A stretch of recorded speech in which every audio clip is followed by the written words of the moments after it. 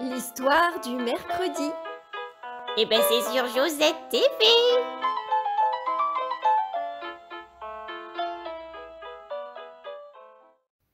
L'histoire de Ratapon. Il était une fois un petit lapin gris qui habitait avec sa maman dans un joli petit nid sous l'herbe longue. Il s'appelait Ratapon et sa maman s'appelait Marion Courtequeux. Tous les matins, quand Marion Courtequeux allait chercher son déjeuner, elle disait à son fils « À présent, Ratapon, couche-toi bien tranquille et ne fais pas de bruit. Quoi que tu vois, quoi que tu entendes, ne bouge pas.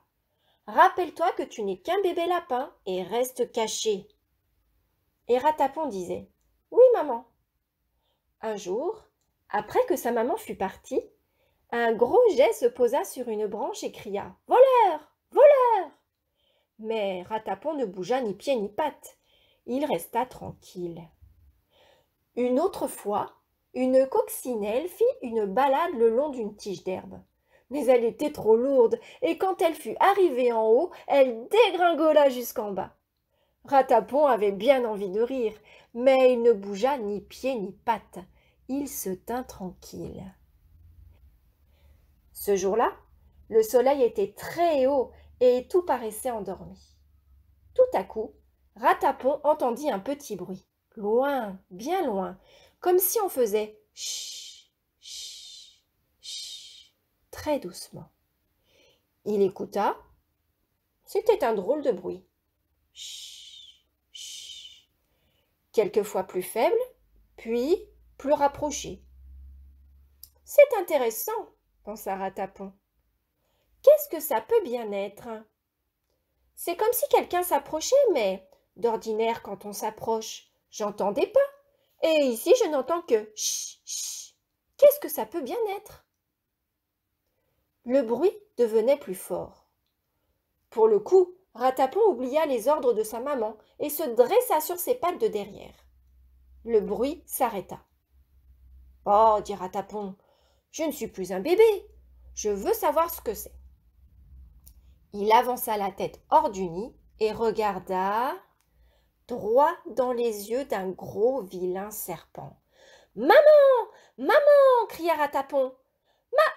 Mais il ne pouvait plus crier, parce que le serpent lui avait déjà saisi une oreille et s'enroulait autour de son petit corps. Pauvre Ratapon. Mais maman avait entendu. Elle sauta par-dessus les pierres et courut comme le vent.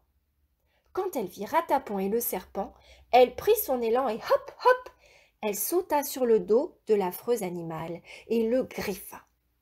Il siffla avec rage, mais il ne lâcha pas Ratapon.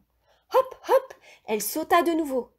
Et cette fois, elle lui égratigna la peau et lui fit si mal qu'il se tortilla, mais sans lâcher Ratapon.